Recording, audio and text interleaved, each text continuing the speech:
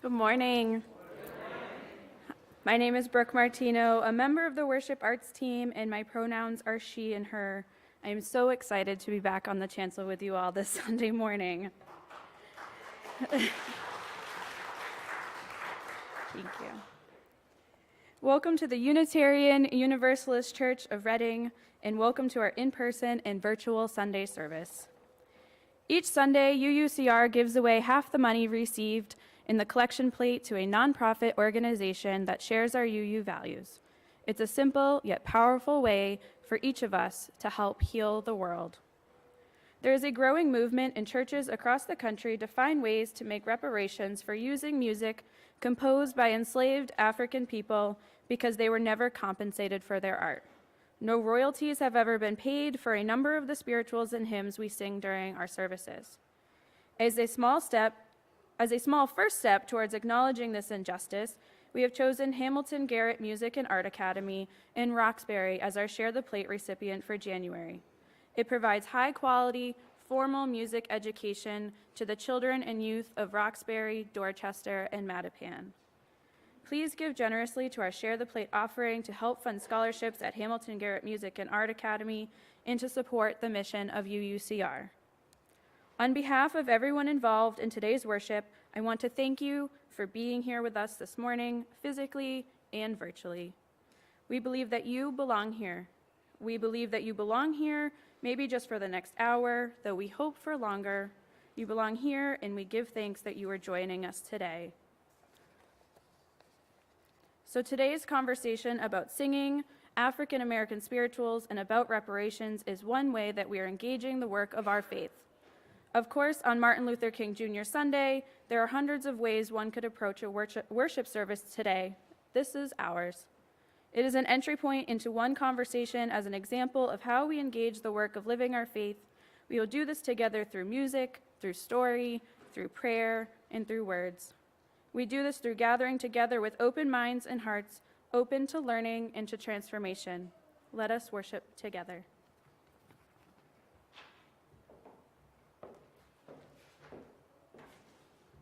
Thank you, Brooke. Good morning, everyone. My name is Reverend Laura Solomon, and my pronouns are she, her, and hers. I am your contract minister this year, and it is a privilege to serve this community and the world with you. As we settle in for worship this morning, I remind us all of that wonderful saying that a noisy church is a healthy church. This morning's worship service is for all, as are all of our worship services, and we welcome you and everything you bring into this space. One of the things I love about this congregation is its dedication to living its values. UUCR is a community committed to the Unitarian Universalist values of justice, equity, and love. We are a community of people who strive to live into all that our faith is calling us to be. This work is challenging. This work is often uncomfortable. It requires that we look outside of ourselves, expand what we thought we knew, and explore truths we were not previously aware of. This work of unlearning, of expansion, of relearning, of forming new ideas, of learning and admitting we were wrong, of moving forward with faith and truth and humility. This is the work of our faith. It is how we live into being most fully human, which is to say imperfect, loving, and loved. It is in this spirit that we worship together today. It is good to be together. This morning, we light our chalice with Unitarian Universalists all around the globe, inviting into our space the light of truth, of justice, and of love. Please join me in reciting our chalice lighting words in your order of service. In the light of truth, the warmth of community, the fire of commitment, we gather this day. May the flame we now kindle be to us a symbol of the holiness we seek. Each week we recite our children's affirmation as a reminder of the most important elements of who we are. Please join me in reciting these words. We are Unitarian Universalists, the church of the open mind, the loving heart, and the helping hands. We are going to sing our opening hymn together, but before we do, I invite us to enter into this piece of music with intentionality. Later in the service, Mary will share some important and necessary notes about all of the music you will hear today. But before we sing, I invite you to consider the origins and some of the history of this hymn. The original author of this hymn is unknown, but we know it was sung in an African Methodist Episcopal church as early as 1933. It was used throughout the civil rights movement to unify and uplift protesters, and continues to be used as a song, as not just a song, but as a tool of resistance. It is a song that embodies freedom and liberation. In an NPR article about the hymn, author Robert Darden is quoted as saying, "If you ask some of the survivors of the civil rights movement why this little light of mine survives, they look at me straight in the eye and they say, it is because those songs are anointed." In that spirit, let us raise our bodies or our voices to join in singing hymn number 118, "This Little Light of Mine." This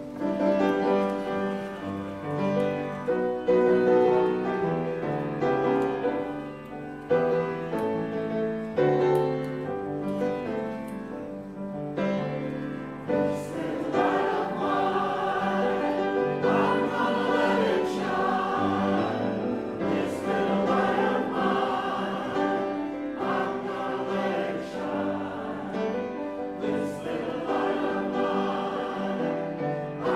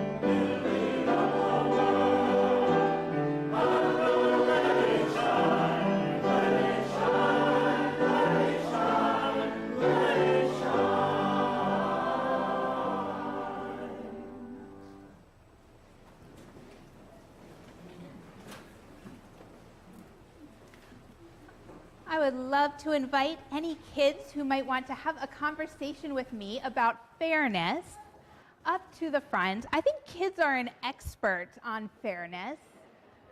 So I need some help up here with this conversation. Thank you all for coming up. It's so good to see you all this morning.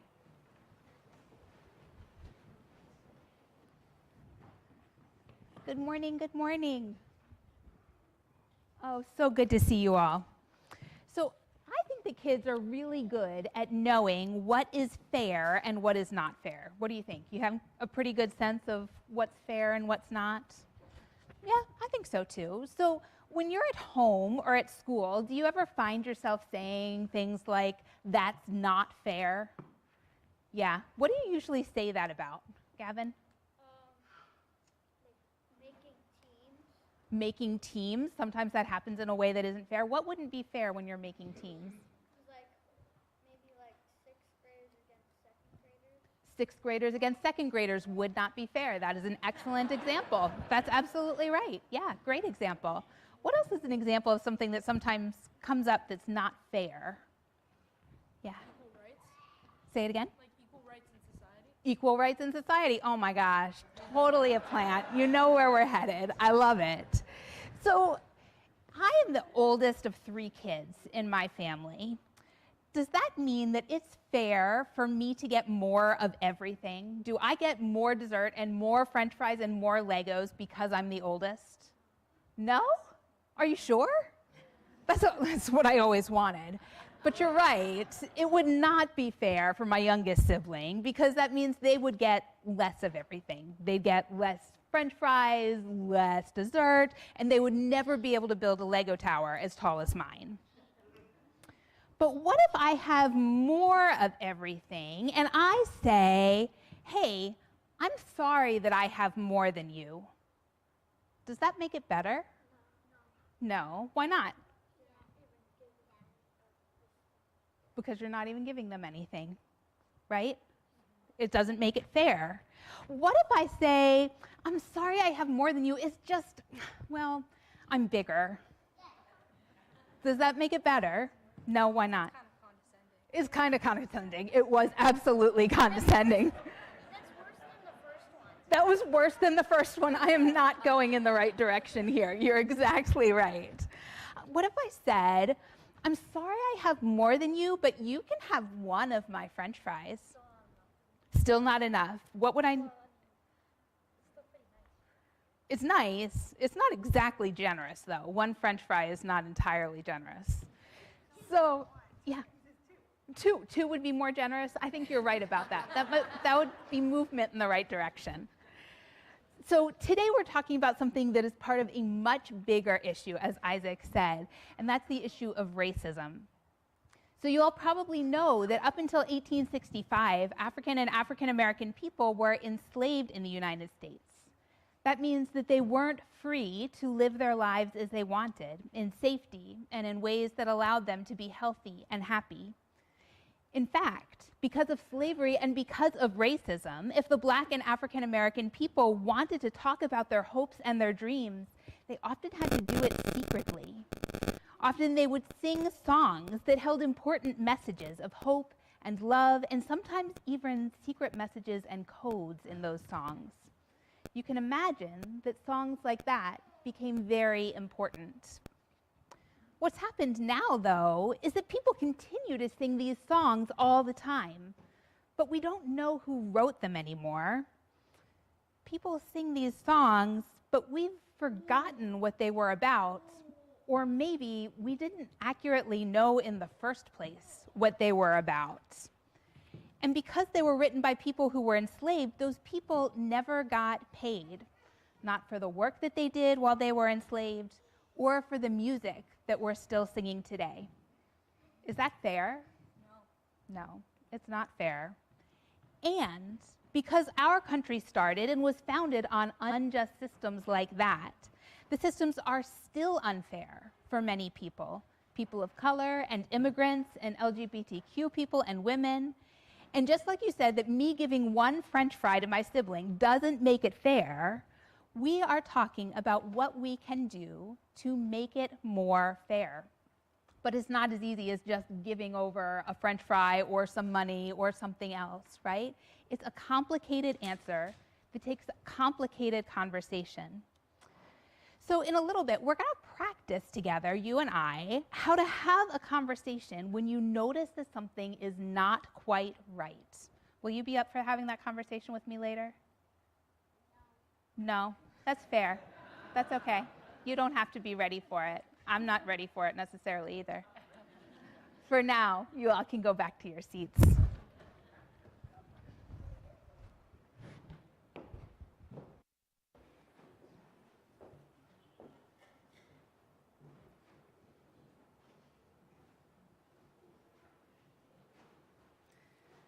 This morning, we take time to light our candles of community, peace, and justice. We light our red candle of community to signify our interconnection. Wherever you are in time or in space, newcomer or longtime member here in the sanctuary or joining us virtually, we light this candle holding you in love. May this light welcome you and hold you, reminding you that your presence is needed in this community. I invite you now to speak aloud the name or names of people who are on your mind and heart, to bring them fully into this space.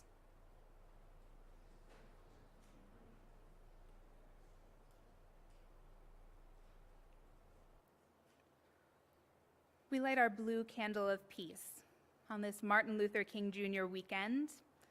We bring Martin Luther King Jr.'s vision of peace into our space. He wrote, "The question is not whether we will be extremists, but what kind of extremists we will be. Will we be extremists for hate or for love? Will we be extremists for the preservation of injustice or for the extension of justice?" As we light this candle, we add our prayers that we will use our power to be extremists for love. And we light our yellow candle of justice. May all people everywhere live their lives in freedom, and may we each do our part in the work for justice and liberation for all in our global community. As we recommit ourselves to the work of love and justice, may we each voice this commitment by saying amen. Our words of prayer this morning come from the Reverend Kathleen Rowlands. Spirit of justice, God who befriends those who stand upon the constant edges of decision, crucial and alone, we are grateful to be together this morning. We gather especially to remember Dr. Martin Luther King Jr., but not only him. For there were thousands of unnamed people who put their bodies and lives on the line so that all may be free. And yet freedom comes with a cost. We know that racism and homophobia, ageism and ableism, sexism and classism, all of these often unacknowledged realities prevent us from fully knowing one another, from creating the beloved communities spoken of by prophets and ordinary persons alike. May the work of Dr. King continue to eradicate injustice wherever and whenever we encounter it. May we continue to speak out against injustice, to speak even if we are afraid our words will not be heard or welcomed. May the spirit of Dr. King continue to flow through our daily living. May we have the courage of Dr. King as we continue to stand up for justice, reconciliation, and truth despite challenge and controversy. Dr. King went to the mountaintop. He saw the promised land, and he reassured us we will get there one day. May that not be a dream, but a reality in our own time. May it be so. Amen. If you have a joy or a sorrow you would like to acknowledge through a silent candle, you are invited to come forward now.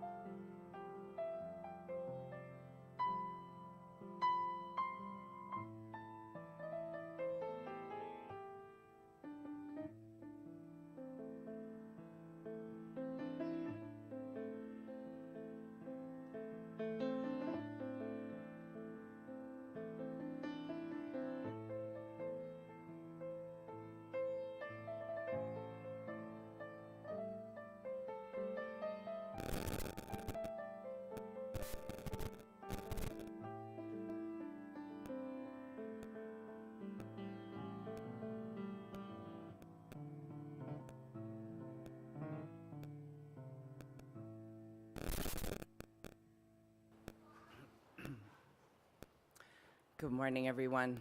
So nice to see you here. I'm Mary Cunningham. I serve as your music director, and my pronouns are she and her.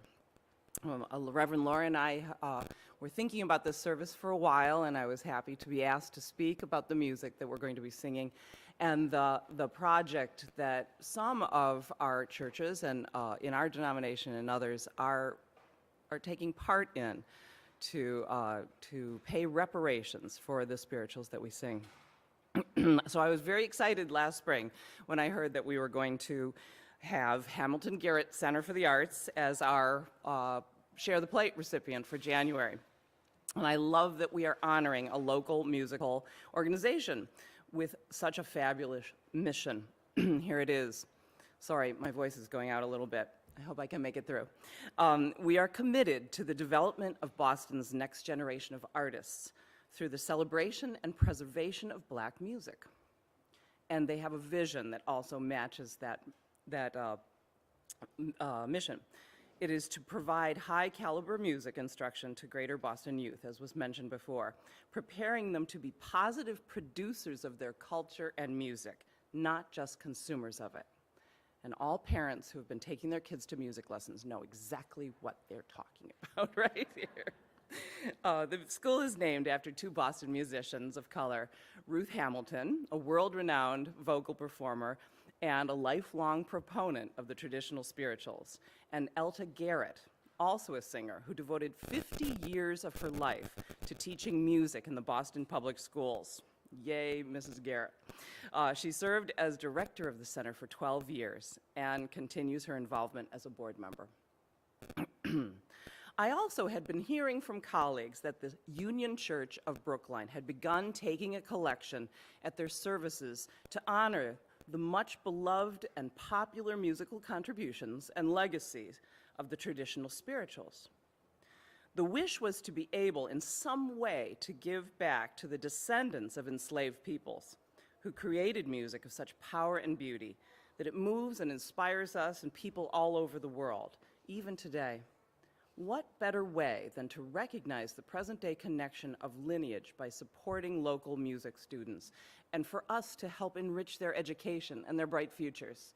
So this was a very positive move that the Union Church in Brookline was making, and people were excited. We tell so many great stories here at church, and our hymns and songs also tell stories through their lyrics and poetry. The music we bring to our worship today is drawn from this great spiritual tradition. Trevor gathered us with the incredible plaintive, "Sometimes I Feel Like a Motherless Child," and we've already sung the classic, "This Little Light of Mine." We'll sing "Over My Head," "I Hear Music in the Air," and close our service with "Come and Go With Me to That Land."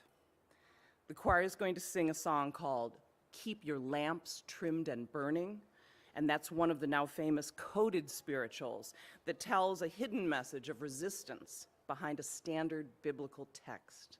Very, very clever way for them to tell their story. All of these spirituals are at least 150, but needed somehow to tell their story, to express their hope, their sorrow, and their will to survive. They use the power of music to share their human experience with each other, and their words live again as we sing them today.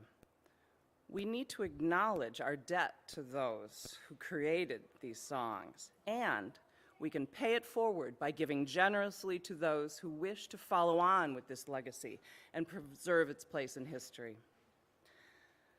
Telling the story about these songs, as Reverend Laura just did in her Time for All Ages, is one way that we can honor this unearned legacy. Another way is to honor them is, especially the musicians of color, both past and present, are that musicians everywhere, including Trevor and I, are committing to choosing music to perform that is written and or arranged by Black composers.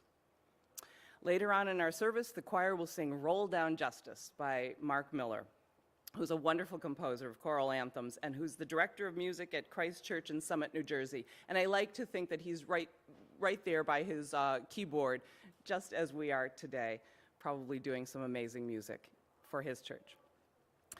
Another of my favorite living composers of color is Rollo Dilworth. He spoke just last February here in Boston at a national conference for choral directors, sharing the new school curriculum he had just developed that teaches social justice by using the study of spirituals. He addressed the notion at the conference that the singing of spirituals should somehow be restricted in some way. He declared emphatically that these songs, expressing the human condition in all its pain and all its dignity, were written by enslaved humans and thus belong to all people, regardless of race. He exhorted us to share them, share these compositions with our choruses, congregations, and audiences, and in doing so, let the power of this music open hearts and minds so that all people can hear and understand the important story they tell.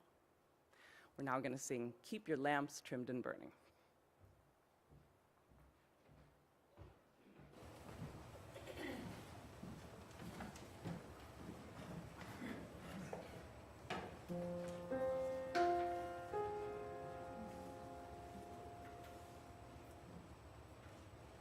Keep your lamps trimmed and burning, keep your lamps trimmed and burning, keep your lamps trimmed and burning. The time is drawing nigh. Keep your lamps trimmed and burning, keep your lamps trimmed and burning, keep your lamps trimmed and burning. The time is drawing nigh. Children, don't get weary. Children, don't get weary. Children, don't get weary till your work is done. Children, don't get weary. Children, don't get weary. Children, don't get weary till your work is done. This long journey soon be over. This long journey soon be over. This long journey soon be over. The time is drawing nigh.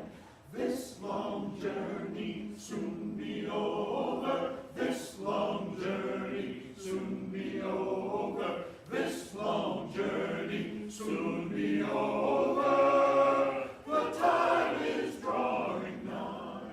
Keep your lamps trimmed and burning. Keep your lamps trimmed and burning. Keep your lamps trimmed and burning. The time is drawing nigh. Keep your lamps trimmed and burning. Keep your lamps trimmed and burning. Keep your lamps trimmed and burning. The time is drawing nigh.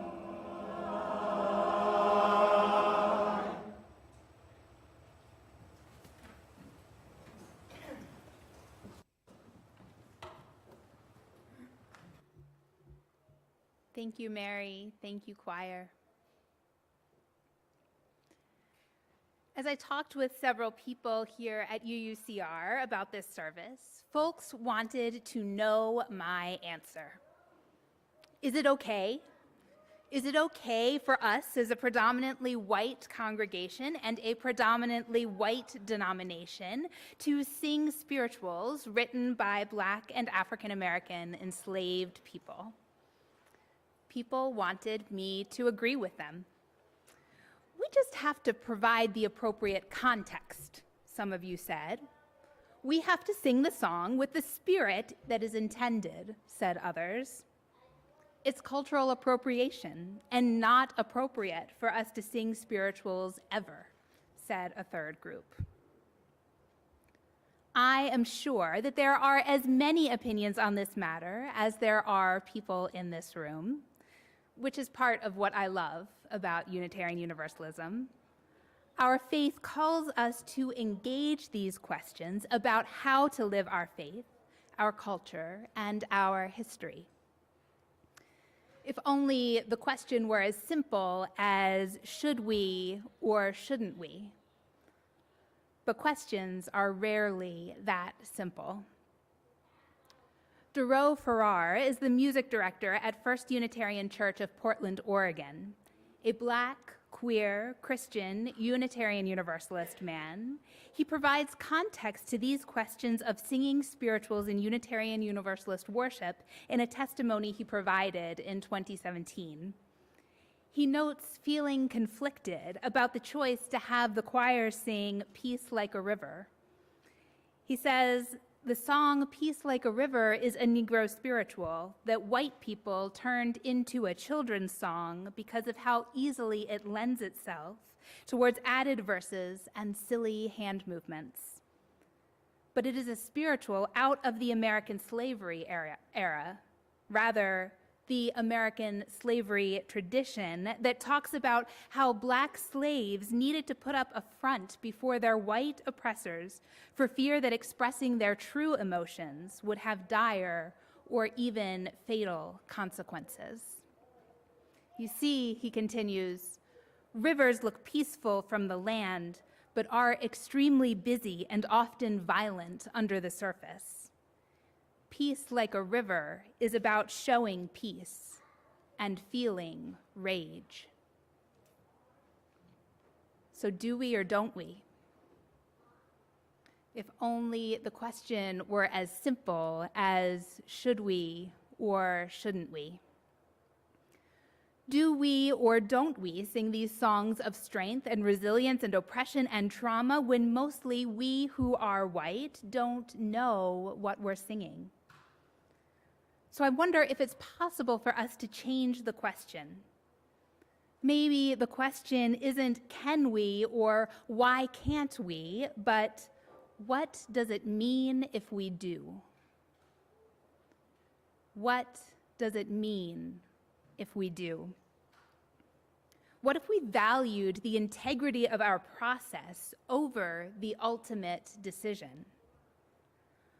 What if the questions we ask to understand were more important and more informative than any eventual answer?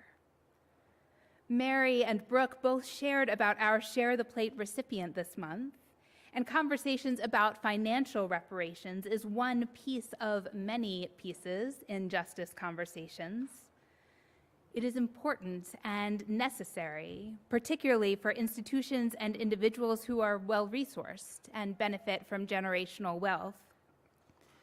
But in order to do this with any honesty, with integrity, we must engage with questions of love and justice in ways that break our hearts. Because if we are truly engaging with this topic, it should break our hearts. When we sang our first hymn, we were singing a song that perhaps held a vision of hope, of life, of promise beyond enslavement. I can't speak for you, but when I sing that song, I am singing a song used to buoy spirits of Black people who were enslaved by people who looked like me. And we can't forget that all of this has recent meaning, recent history, recent importance too. In August of 2017, amidst the Unite the Right alley in Charlottesville, Virginia, counter-protester Reverend Sekou, a Black musician and theologian, amidst rising tensions and violence in the streets, said he knew he had to change the atmosphere. I know a song that can do that, he said. So I just broke into this little light of mine. I'm sure many of you have seen pictures and videos from that day. Reverend Sekou and academic Cornel West and spiritual leaders from many faith traditions, including our own Unitarian Universalism, formed a line and sang. Reverend Sekou said, "The tensions went down and it shook the Nazis. They didn't know what to do with all that joy. We weren't going to let darkness have the last word." This is a song with power. It is a song that has de-escalated violence and potentially saved lives. So when we stand up on a Sunday morning with our hymnals to sing, we need to be as aware as we can of what we are singing, because we are also creating history. When we gather to discuss our visions of how we live our faith in the world, we are creating history. Engaging deeply in this self-reflection and questioning is the work of our faith. It is how we create a lasting, loving, liberatory Unitarian Universalism. It is how we create a lasting, loving, liberatory UUCR. So, Reverend Laura, you're wondering, you still haven't shared your thoughts. You still haven't shared the answer about whether or not we should sing spirituals at church, and if we should, if and how we should contextualize them, and you definitely haven't addressed cultural appropriation. My opinion on the matter is this. My opinion does not matter. I have an opinion, of course, and have done my own reading and research and work to arrive at that opinion. But my opinion is actually supremely uninteresting to me. I actually kind of hope my opinion is uninteresting to you, because you are the church. You are the people who decide who we are, who we want to be, and who we can be in the world. You will disagree on this and every other issue that is ever discussed, from singing spirituals in worship to the paint color in the bathroom. But the work of our faith is to return again and again to what love is calling us to do, so that we may all live lives of more justice, more freedom, and more love. The work of our faith calls us to engage with the process of how we are with one another. And that is what interests me. How we engage the work is what matters. There is no end date to this work, no apology or action or gift that makes our process done. There is only the gift of expanding community and freedom. There is only freeing ourselves as we continue inviting others into our midst. Amen.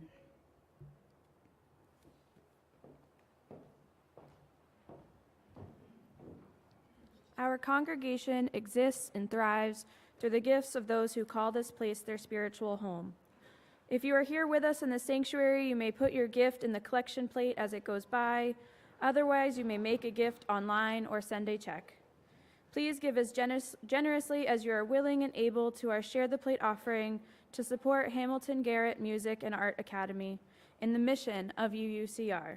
If this is your first time with us, your presence is gift enough. Thank you.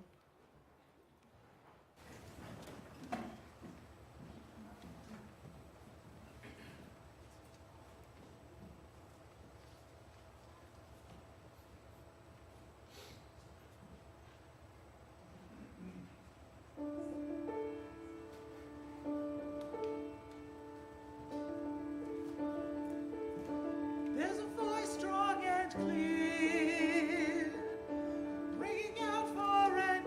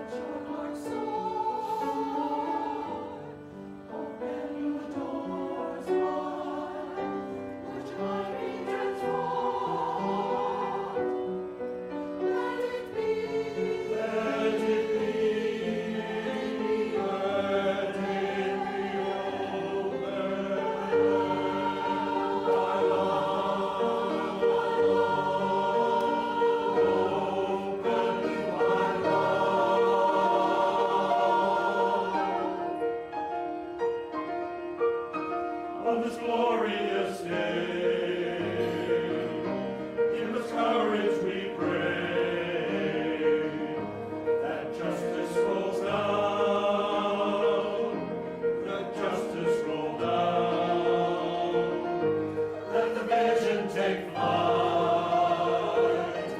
and God will delight, as the waters flow down, justice all down, roll down, justice, roll like an ever-flowing stream. Roll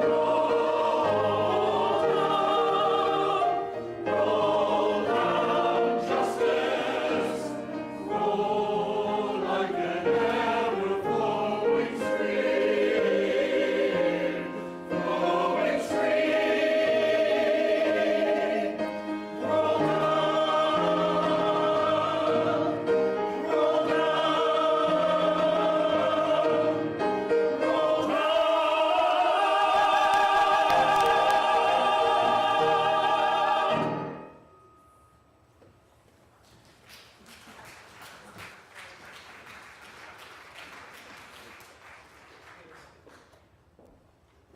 Thank you, choir. That was beautiful. I'd like to invite the kids forward. I'm going to need your help. We need to have a conversation up here. Thank you so much for coming up again. Excellent.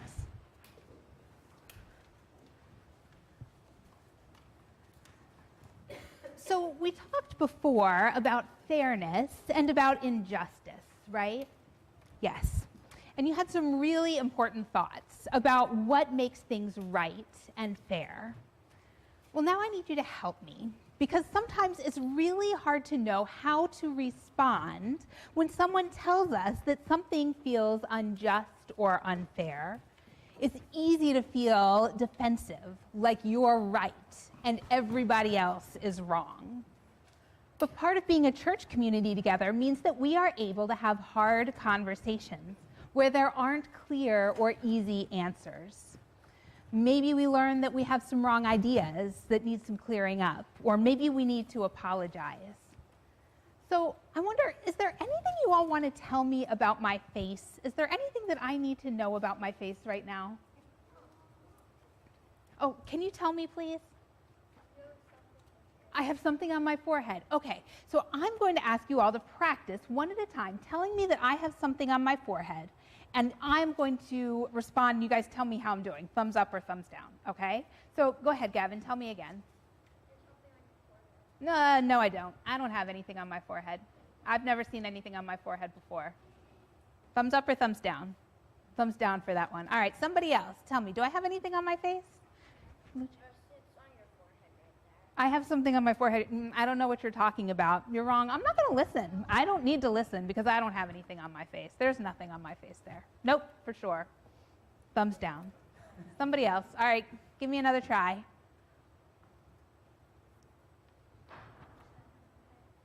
Something on my forehead? You're wrong. You have something on your forehead. I see it. It's right there under here. Yep, under your bangs. You have something on your forehead, not me. It's you. Thumbs up or thumbs down? Thumbs down for that one, too. All right, somebody else, give me another try.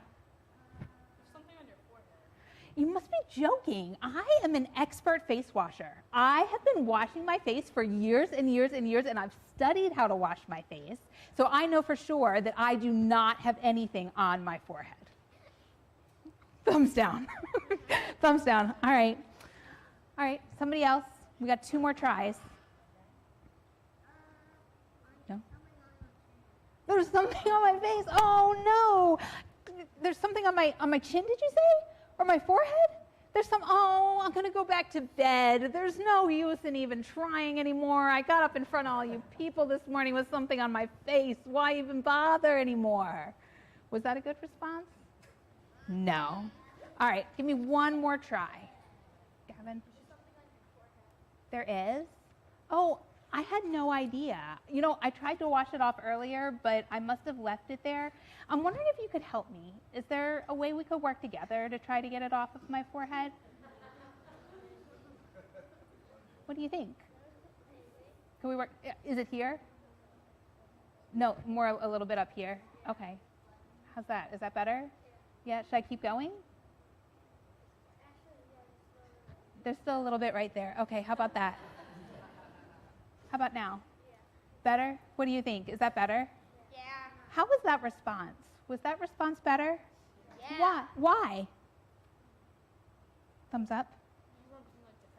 I wasn't being defensive. I was listening. We worked together. I had to ask again, like, oh, is it gone or is it still there? And Gavin gave me more feedback.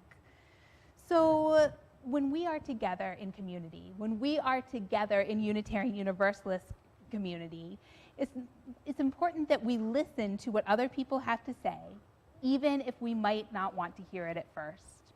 We do that because it's part of our covenant, part of our promise to each other. So we know that just sharing more of my French fries or listening well when someone tells me kindly that we have something on our face, that's not going to make everything better.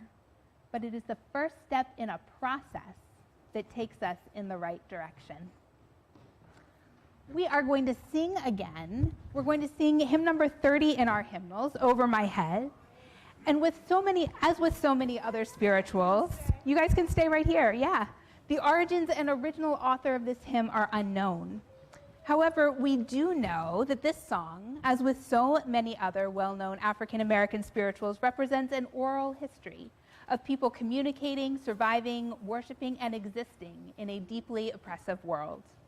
We sing this song acknowledging this history of harm and also of resilience and survival. We hear this song today with reverence and awe for the history it holds. Nope. Yeah, I think you're good. Okay, thank you, Laura, for on this day and enlightening us about this very difficult sometimes subject. But singing is not difficult, and it's an African tradition to move when you sing. So we're going to do a little moving when we sing this Over My Head. And I'm a big proponent of silly hand gestures, not like some people maybe. But Over My Head is originally a spiritual, and we are not sure how they originally sang it, but there is always movement, often in the Black church and in the tradition of Black singing. So I'd like you all to stand up, and we're going to sing this. And for those of you who would like to stretch and be a part of this tradition of moving when we sing, over my head, I hear music in the air. Over my head, you're going to be doing it a lot, so just get used to it. Let's have fun. Music, I'll give you the words. That's another tradition. Over my head, music in the air. Over my head, I hear music in the air. Over my head, I hear music in the air. There must be a God from somewhere. Over my head, I hear music in the air. Over my head, I hear justice in the air. Over my head, I hear justice in the air. There must be a God somewhere. Over my head,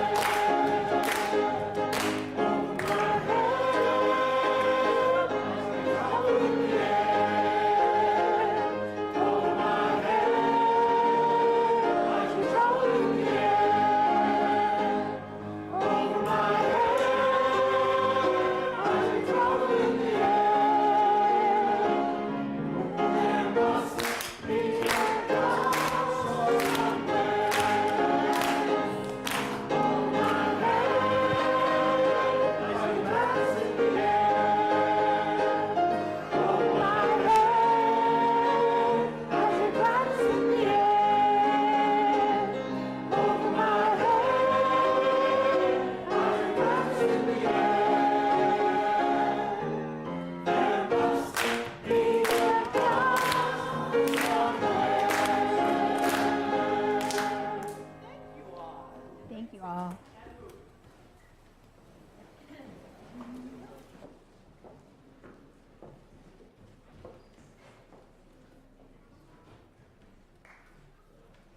I'm Melissa Martin, your Member Services and Volunteer Coordinator and your Interim Congregational Administrator. My pronouns are she and her. As we find our center this month, I share this week's opportunities in our congregational life. Our Buddhist meditation group meets tomorrow evening in person or via Zoom. And on Wednesday, you're invited to join Conversations with Nancy at 1 p.m.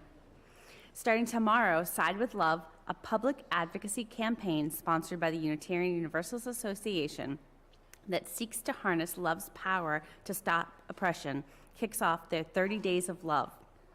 This annual month of spiritual nourishment, political grounding, and shared practices of faith and justice goes from Martin Luther King Jr. Day through Valentine's Day. And we'll be sharing this through our newsletter and our social media. This year's 30 Days of Love is a gift for our whole community, a love letter, a warm hug, a spiritual balm for all individuals, families, religious professionals, partners, and communities that embody our values and work for justice and liberation year-round. Each week will feature a spiritual theme overlapping with one of Side with Love's intersectional justice priorities, and we'll share an array of offerings to help nourish your spirit and give gratitude and affirmation. So keep your eyes open for it, and we hope that you'll participate in any way that you can. In this week's newsletter, you'll see a variety of invitations, including one from Reverend Allison Miller at the First Unitarian, Portland, to attend a day of seminary on Saturday, January 28th. You'll also see online offerings from the Community Collaborative with workshops that are beginning this week. And the annual Martin Luther King Jr. Day Community Breakfast and Cultural Program at Reading Memorial High School tomorrow morning. Our Committee on Ministry invites you to attend a special worship service and workshop next Sunday, January 22nd, here at 10 a.m. Join us in welcoming Reverend Erica Barron, our UUA Congregational Consultant, who will lead our worship service entitled Simple and Impossible. Reverend Erica will be talking about relationships and how to make it easier to treat each other well. The worship service will feature special guest musicians Andy First, Kevin Keeling, and Beth Murray. Immediately following the worship service, Reverend Erica will lead a 1-hour workshop for the entire congregation entitled From Reactivity to Resilience. We hope that you'll join us. Both events will have both in-person and online options available, and you'll find those details in a direct email going out this week. In the event of a snowstorm, both events will take place virtually.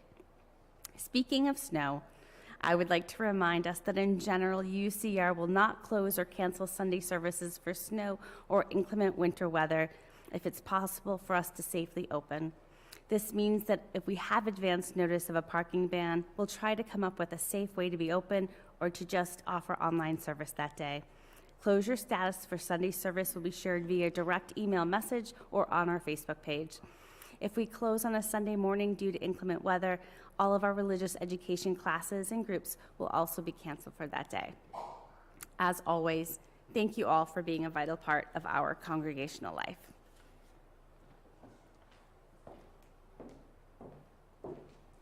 Thank you, Melissa. Our closing hymn today is number 1018 in your teal hymnal. This hymn in our hymnal states that it is an African-American spiritual, but further research alerted me that we are actually unclear of the origins of this song. It may be a song with origins in American slavery, or it may be a traditional blues tune. We know that the first recorded version available, which you can hear on YouTube, is by Blind Willie Johnson, a Black American blues singer from the 1920s. Please rise in body or in spirit and join me in singing this song of freedom. With me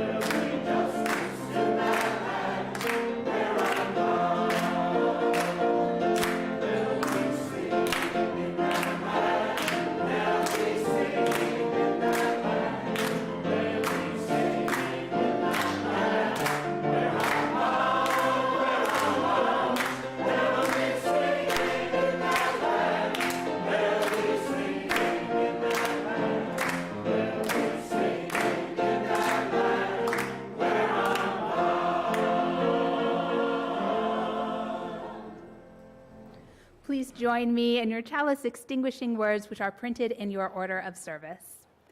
We extinguish this flame, but not the light of truth, the warmth of community, or the fire of commitment.